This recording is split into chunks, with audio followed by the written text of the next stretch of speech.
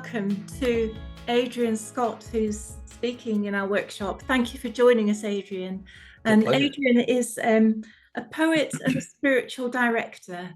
And I'm going to tell you a little bit more about him after we've had the opening prayer. As the opening prayer, I've chosen the poem by Wendell Berry, The Peace of Wild Things. So I'll read that in an attitude of prayer. Let us pray. When despair for the world grows in me, and I wake in the night at the least sound, in fear of what my life and my children's lives may be, I go and lie down where the wood drake rests in his beauty on the water, and the great heron feeds. I come into the peace of wild things, who do not tax their lives with forethought of grief. I come into the presence of still water, and I feel above me the day-blind stars waiting with their light. For a time, I rest in the grace of the world and am free.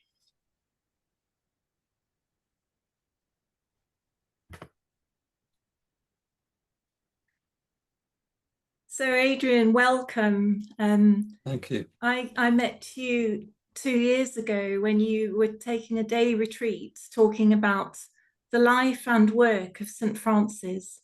Mm-hmm. And then you moved into talking about your own life and how yours has mirrored some of his experience, and then you've drawn inspiration from his writing. Yes, yes. Yeah.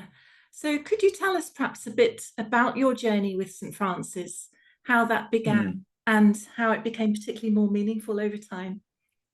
Yeah, I'd love to. In 1982, I was 21, and I've had a fairly profound faith experience in an unlikely place called Maltby, which is a mining village in South Yorkshire, with a group of young people.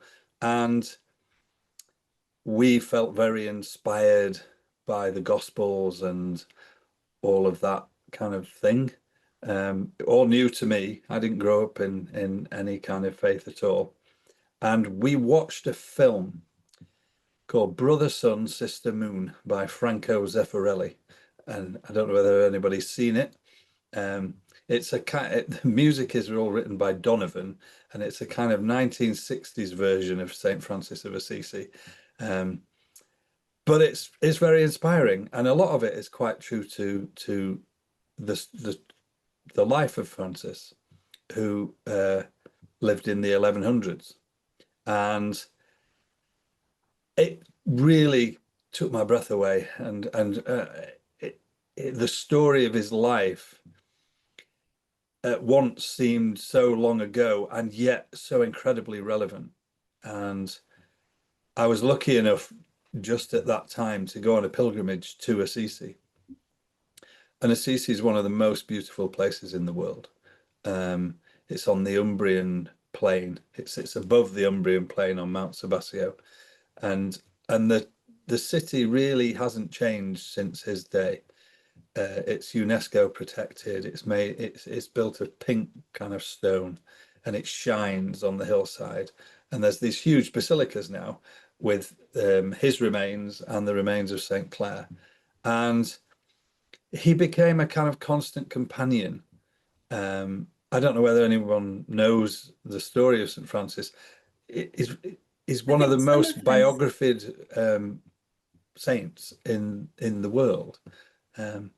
Please tell us more, because some of us perhaps know that he had some change in his life and that he loved nature, but we perhaps don't know the degree of sacrifice he made. And they call him the bird bath saint sometimes, because he's one of the only people you find a statue of in even in modern garden centres. And you always see him kind of cradling bunnies or looking very very sublime. He was a rich young man. His father was of a a rising merchant class in medieval times. And his father had he was a self-made man in the cloth industry and went all over Europe selling cloth. And Francis was their only child at the time. And his mother was French. So his real name was John, but Francis was a nickname, Frenchy, because he spoke French as well as Italian. And he loved to party, loved to sing the troubadours songs. He was a proper wild child.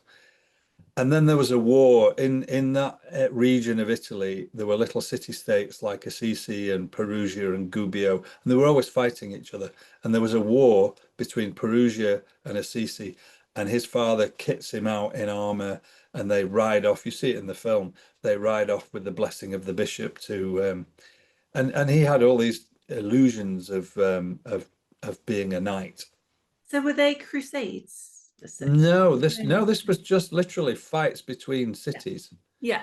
And they lost, and he got captured, and he spent a year in a dungeon in Perugia, and his father had to ransom him back. And when he got back, that whole experience had changed him. I think today you would say probably had PTSD. He was dislocated. He was just disillusioned with the life he'd been leading. And he began, and in those days, this was quite dangerous. He began to wander beyond the city walls, beyond the city states. It was fairly lawless, but he would wander further and further into the natural world. And on one of those wanderings, he discovered a ruined chapel. And in that ruined chapel was a Byzantine crucifix. And he would go and sit.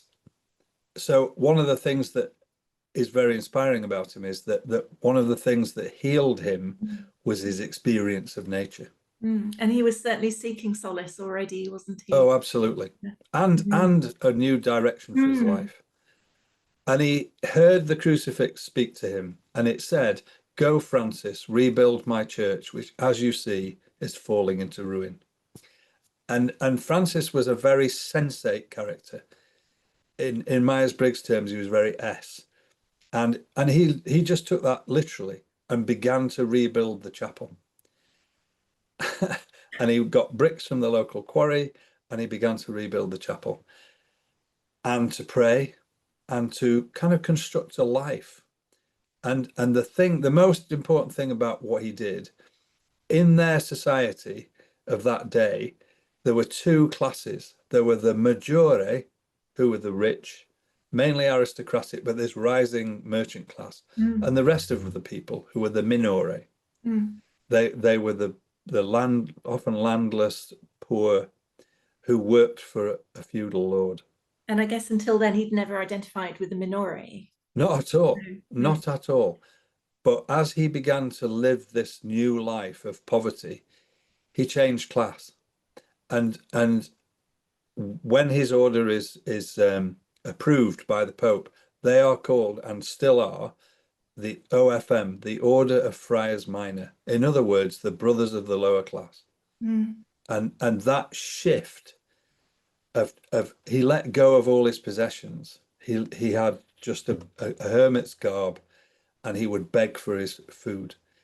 What that did to him, one of the things it did to him, was expose him to the world around him, to the poor, to the sick, but especially to nature. Yes.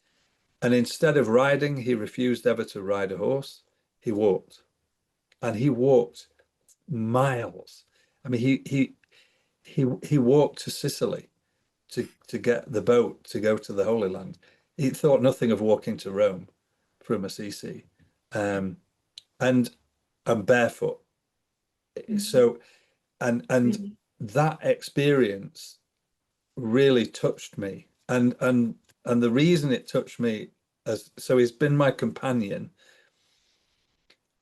from 1982 till now.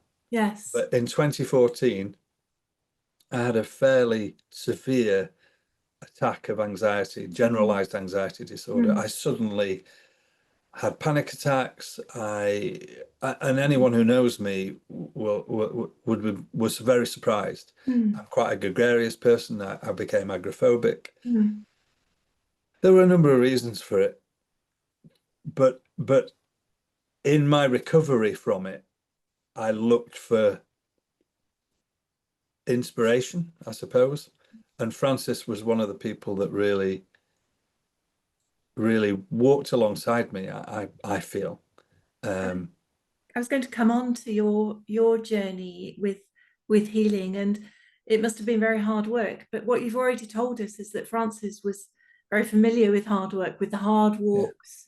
And I'm yeah, also interested that it was through nature, or through the setting of nature, that he heard a call to rebuild the church. And that mm, to me, there seems a connection, therefore, between nature and the church. But certainly that nature became healing, not just for the church, but for him individually. And so perhaps you could tell us a bit more, Adrian, about the ways St. Francis found healing in the natural world, and how you have done yourself. well, the second major sort of occurrence in his life. So he begins to develop a following, and in those days, people who were living in poverty quite often were considered heretics. There were quite a lot of people who were kind of burnt at the stake for what Francis was doing. So I think he very quickly realized that he needed to get some protection for his Mm. brotherhood Mm. and sisterhood. Mm. And he went to Rome. And the interesting thing at that time, the Pope Innocent III, was probably the most martial, secular pope. He launched crusades, he had armies, and Francis goes to ask his permission to live the gospel, because the text that inspired Francis the most was take nothing for your journey, but uh, have no stick or bag. What you will need will be given to you, and he And took that absolutely literally. I'm hearing that you very intentionally used that phrase, live the gospel. That's Yeah, exactly what he complete. He literally did. said, preach the gospel always, and if you have to, use Mm. words. He was full of, he understood the symbolic, rather like Pope Francis, who Mm. took his name. This, towards the end of his life, he became very disturbed by the Crusades, and he actually walked to Brindisi, it was, and got a boat and went to Egypt.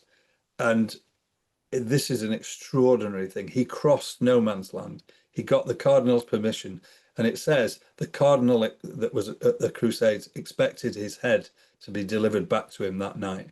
Him and this poor other brother called Illuminatus walk across no man's land and are apprehended by the Moors, who see them as holy men and take him in front of the Sultan. And the Sultan is deeply impressed with him.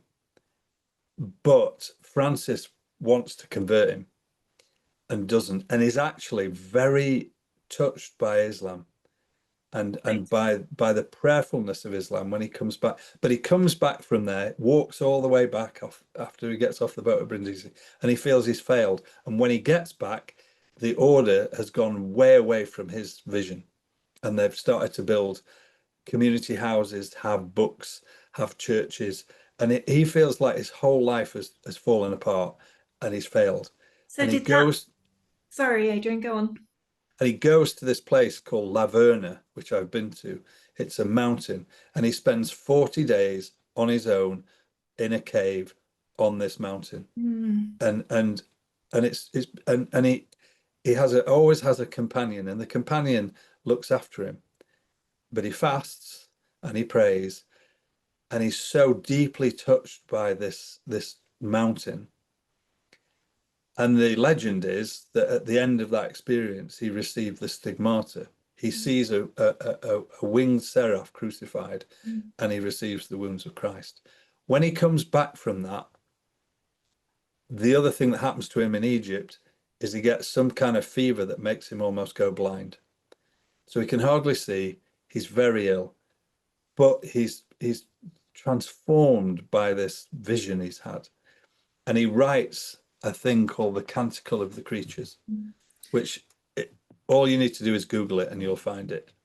That last story has really answered my question, which was there it was going to be, was there a recurrence of him needing to withdraw to nature or to Yeah. go out into nature?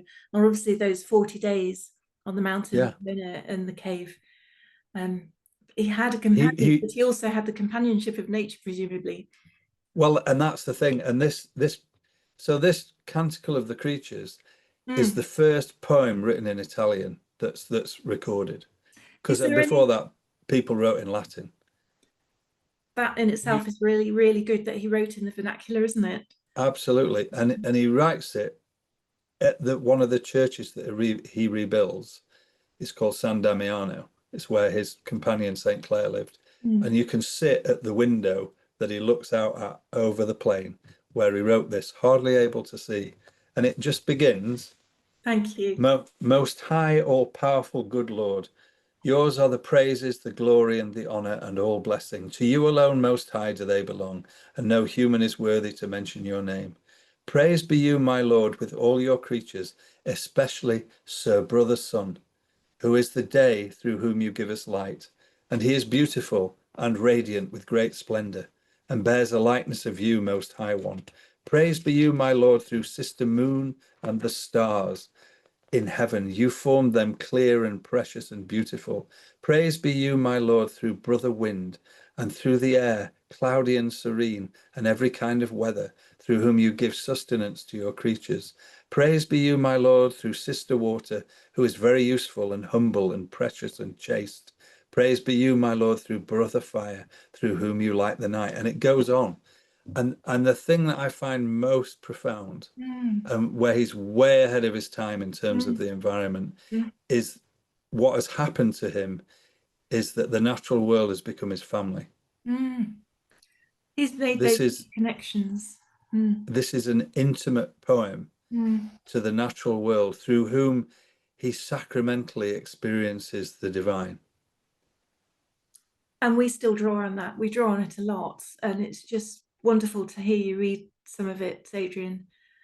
I found it extremely moving. And I have an Italian friend who lives in Catania in Sicily, and she tells me that even now they have to learn it at school in Italian. That because he's the patron saint of Italy.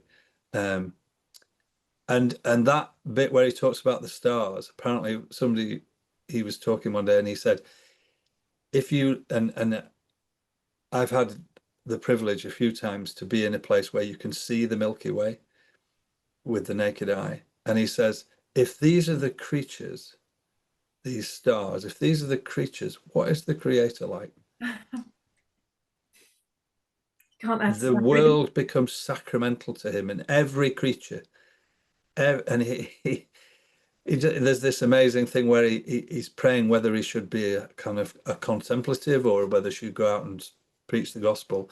And the people that he trusts tell him to preach the gospel. He runs outside, and there's a flock of birds on the floor, and he preaches to them. And the legend is full of legends, but the legend is that all the birds sat there and listened to him, and then when he'd finished, they flew up and flew all around him, and it's just It's his beautiful. his wonderful kind of intimacy with nature. And the imagery that evokes is beautiful. So you've already mentioned the view from St. Clair's Point on the mountain. And I have a feeling that when you spoke to us on the day I came to, you showed us a picture of that. We've not prepared a picture of that, but I'm sure that if people look out for it, they could find it. And that imagery of the birds rising up is wonderful. There's so many legends about his interaction with the natural world, especially if you want to read a great legend, it's the one about the wolf. The wolf, yes. Do wolf remind at us of that, Gubbio. Adrian. So Gubbio is a town very like Assisi, not far away, and they were having problems with a wolf that was coming into the town and ravaging, killing people and causing no end of bother. And because he'd become quite well known then, they asked him to come, and they all hide. And the wolf comes into the town square, and he greets the wolf, and has this interaction where he divines from the wolf that the problem is it can't hunt anymore. So that's why it's taking children. And he says to the wolf, if these people agree to feed you, will you leave them alone? And the wolf, there's hundreds of pictures of him kind of shaking hands with the wolf. And who knows whether it's true. But what's really interesting is it says at the end of the legend, they're all in this book called The Little Flowers of St. Francis. It says at the end of the legend that when the wolf died, the people buried it with great ceremony.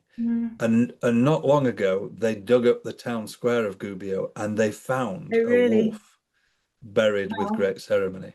Wow. You can go and visit it. And But so isn't there so much in that, whether or not it's true, there's so much to learn about reverence for nature. Prioritizing it, care for nature will exactly, lead to care for ourselves because of that connection. that's so true. That's so Yeah. true. So you were Um, inspired from the Canticle for Creatures to write Canticle of that's right. Creatureliness. Would you I read was. perhaps a little from your own writing, please, Adrian? So I will. When I was recovering from this bout of mental health, ill health, if you like, Mm. what I discovered was there's no quick cure to Mm. things like depression or anxiety. I mean, I know Indeed, everybody knows that, but journey. it's a journey. Mm. But there are curatives, things that if you do them regularly will help. And the one for me, there's an old Latin phrase, um, solvitur ambulando, it is solved by walking. I found that my anxiety was gradually calmed by walking in the natural world. And I'm lucky that I can get into it very easily And you're through the definitely not valley alone in finding that. into the woods. Yes. And it was so helpful. And I thought to myself, I want to write my own canticle of the creatures from my experience. So this is the beginning of it.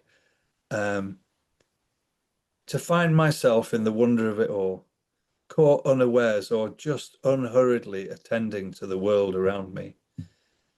To be dwarfed by a galaxied sky, doming, arcing, and revolving over this little space I briefly occupy.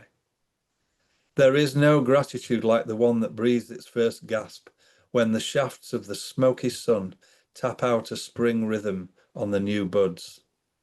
That sun who is regal, inducing fealty, I want to bow down to it in the radiance that warms my wintered yet wakening plot. The night sky has called to me through the dark months, bending my gaze up to the jewelry of the firmament and the moon, somehow, sometimes so bright I have her shadow. The sure power of the wind in the trees around my house, whose resilience is most apparent when they sway and bend, and the buffeted birds making raids on the feeders, break stick feet clinging to life and flourishing in my provision. Down to the river in my valley, tanning tea-like beery waters, a constant commentary on the futility of the ephemeral and panicky, and the water in my white bath, a soak away for the tensing against life body, worn down by my ill use, finding liquid easement. Wow. Adrian, thank you. I mean, it would be great to hear either that again or to hear more. Instead, we'll give you a break. And Thank we're you. going to, with that huge inspiration, go into breakout groups. And David, I think, is going to put two questions to groups. The first of which, as Adrian has shared, how nature and the life and writing of St. Francis inspired his own walk, his own journey, and his own writing. Have you similarly been inspired by any nature writing, and would you like to share some of that in the breakout group? And then if you have time, only if you have time, a second one, is there any particular natural phenomenon that leaves you in total awe and again inspired to be still, to experience it more, or to make any changes even, or just to share it? So we'll do that. We'll have 20 minutes. And then when we come back, I think if you're happy, Adrian, we'll have a Q&A and might ask to hear a little bit more of your writing if there's time. Okay. Okay. Super. Thank you. Lovely.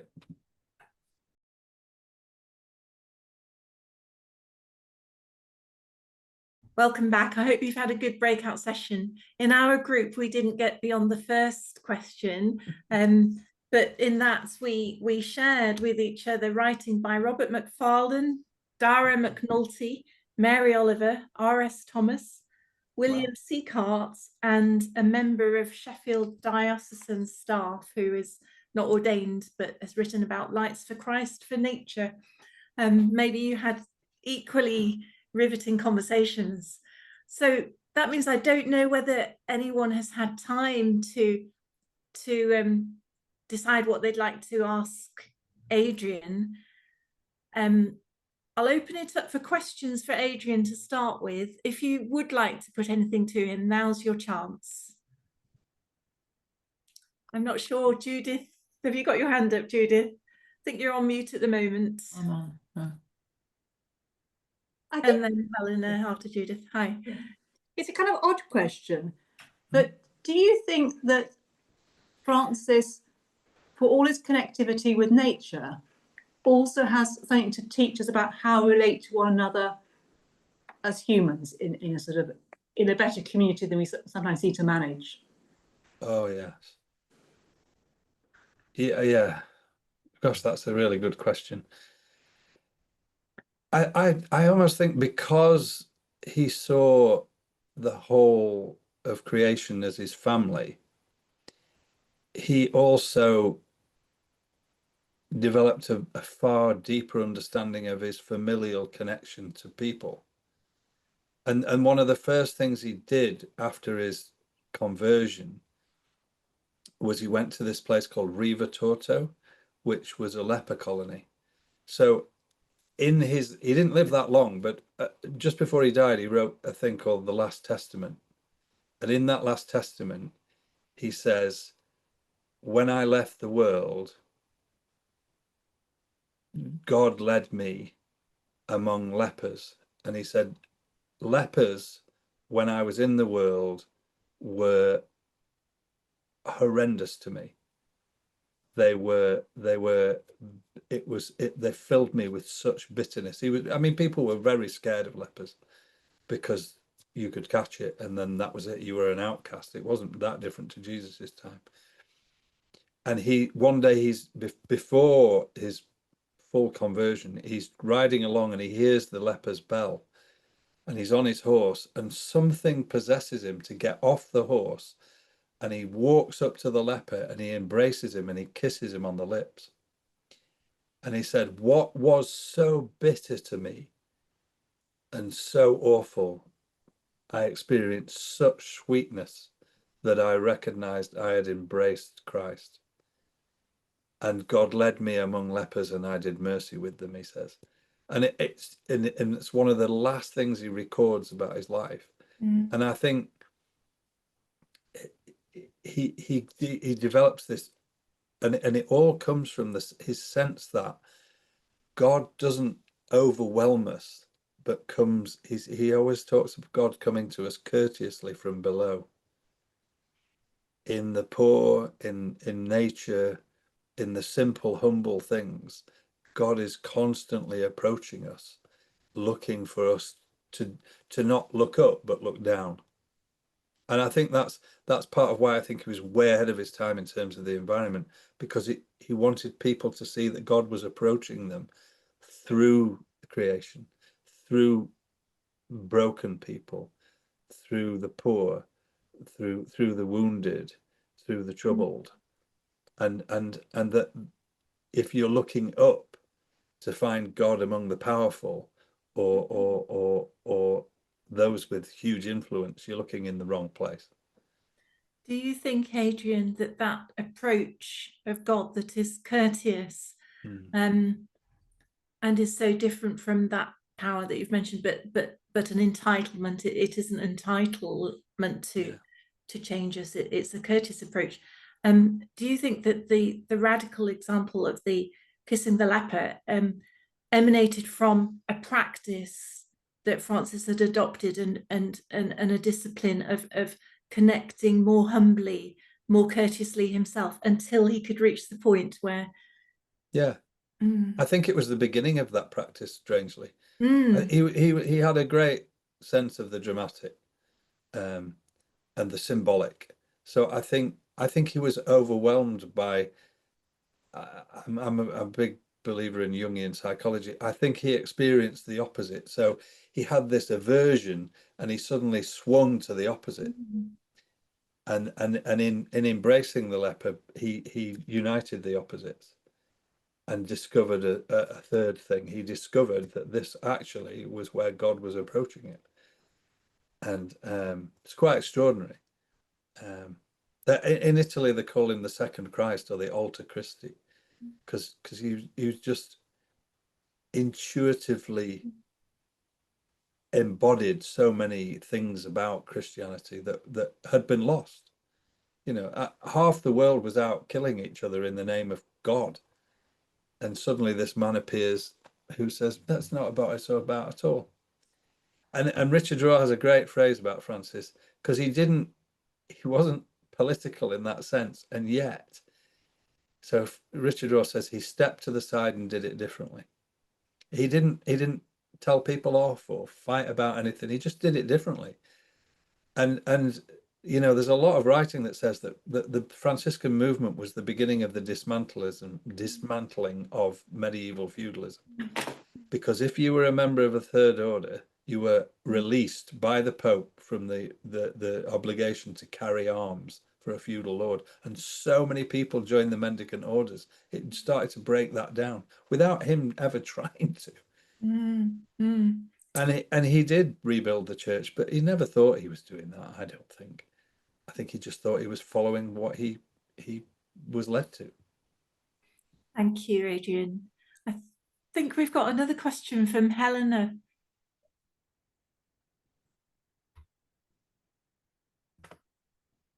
Helena. Did you have a question, Helena? I think you're on mute still.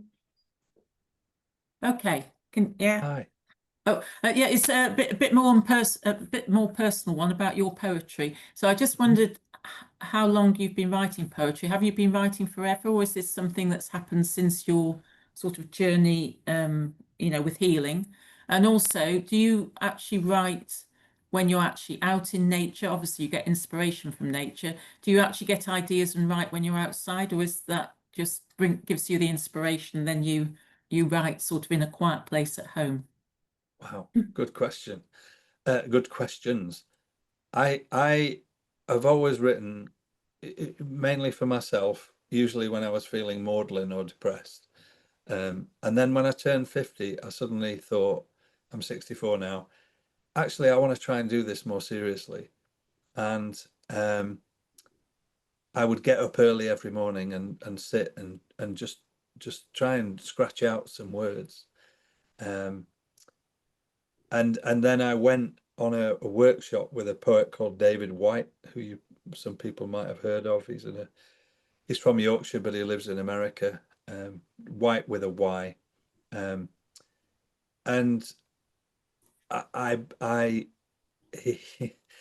we did this workshop, and he said, tell the group how you're feeling in your body right now.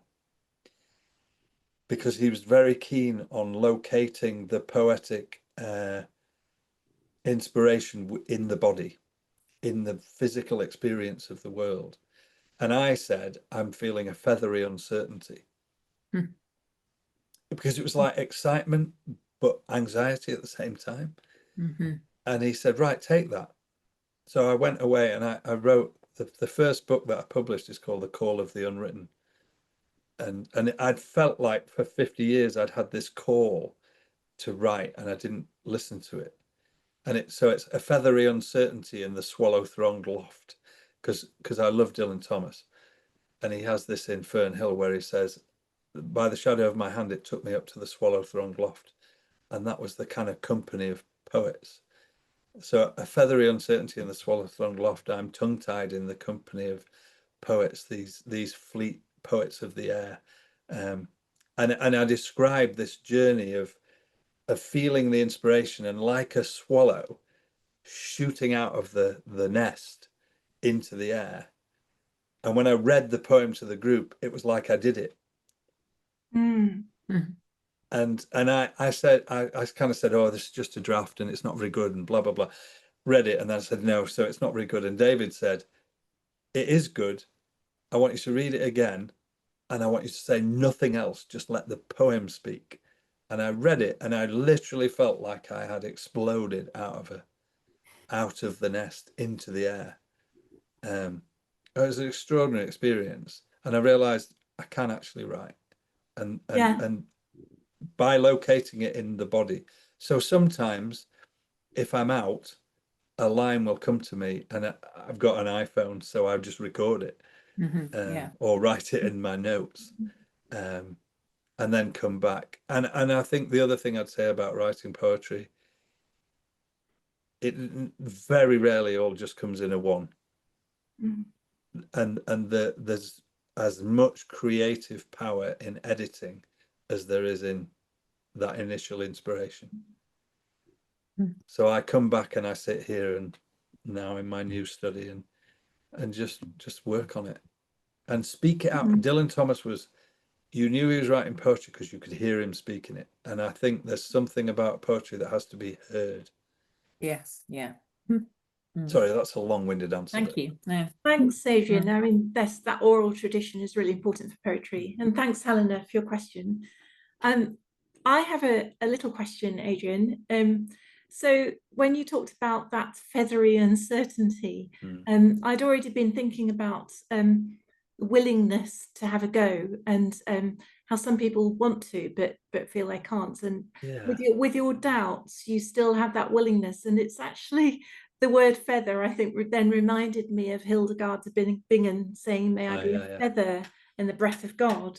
And I wondered whether you've ever encouraged in your spiritual direction for others, have you encouraged them to have a go and have yeah, very much so. Any medium that helps people experience what's happening in their bodies, what's happening in their psyche, and allows a creative expression of that, whether it's drawing or painting, sculpting, writing. I used to run a writing group for quite a long time just to help people create an artifact of some kind with what was going on inside them. It externalizes it. It helps you. Someone once said in a workshop, writing a poem is like bottling your experience, and then every time you want to re-experience it, you can pour it out again. Of course, and unbottle it. And it unbottle it, and each unbottling, it subtly changes. There are poems I wrote a long time ago that I come back to and I think, actually, I didn't realize that was part of what I was trying to tell myself. Because you're always talking to yourself, really, in a lot of ways, as a poet. If you're constantly thinking, I wonder whether there are people like this, you're on a hiding to nowhere. It has to come from some authentic. It's got to be authentic, yes. Yeah. Deep down authentic. Yeah. Adrian, this has been wonderful, and it feels as though we could carry on listening to you, but I think we should draw to a close. I think many of us will journey with the inspiration you've given us, both from nature, from the life of St. Francis, and what we've learned about his connections differently with other humans and with nature will inform us. There's a lot of us seeking to be part of a new way. And so thank you for all your inspiration. It's a pleasure. And I think you're going to just bless us with one more piece of inspiration with a prayer at the end. I am. Yeah. Let's pray. So just do that thing of feeling where you are in your body right now. All that's happened to us over the last hour and a quarter. And all those images and thoughts, just let them settle.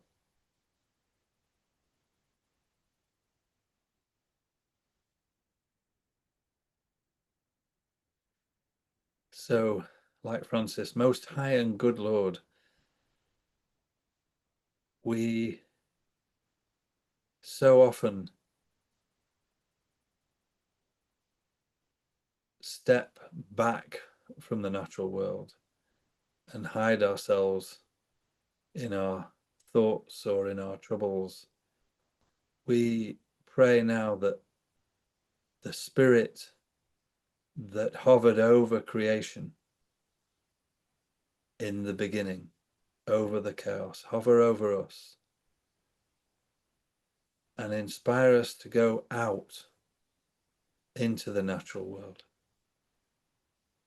into the green world, and to encounter your humble, simple, pure presence approaching us from below in the simple things.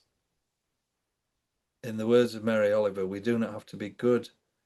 We do not have to crawl on our knees for 100 miles repenting. We only have to let the soft animal of our body love what it loves. And then we will find our place in the family of things. So Lord, introduce us once again to our place in the family of your things. Amen. Amen. Indeed. Adrian, thank you. It's been a wonderful evening.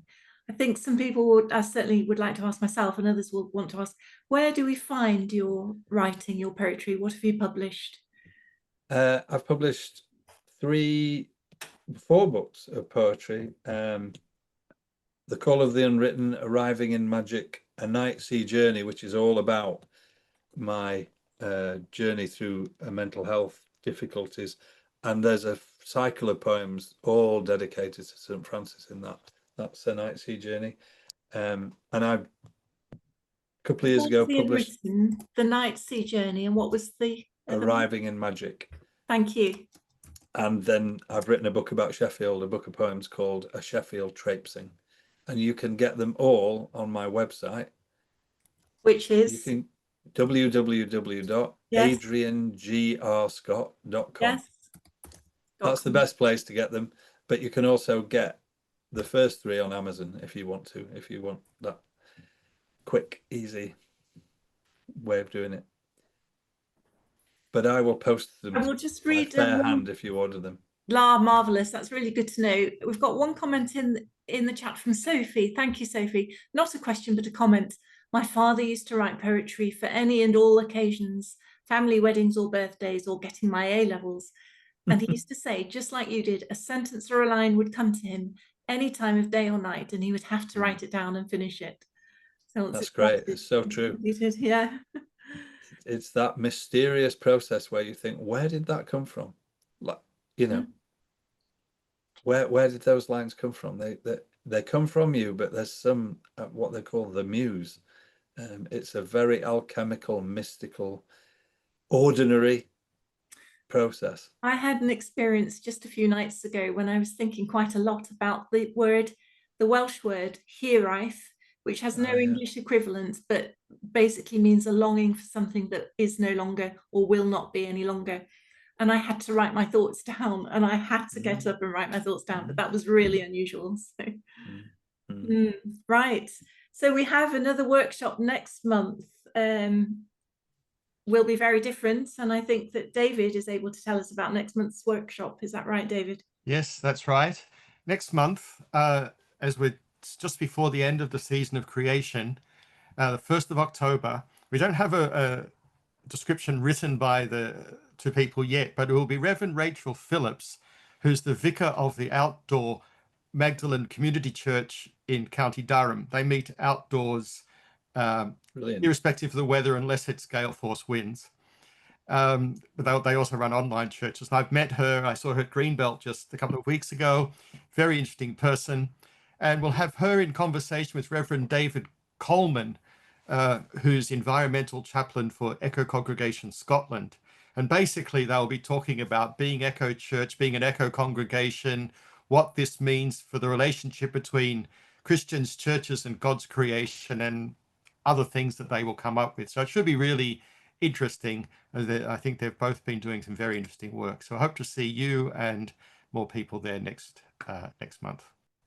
Thanks, David. Thanks all for joining today. I just hope that your season of creation continues as it has been. Really invigorated and blessed this evening. Thank you all.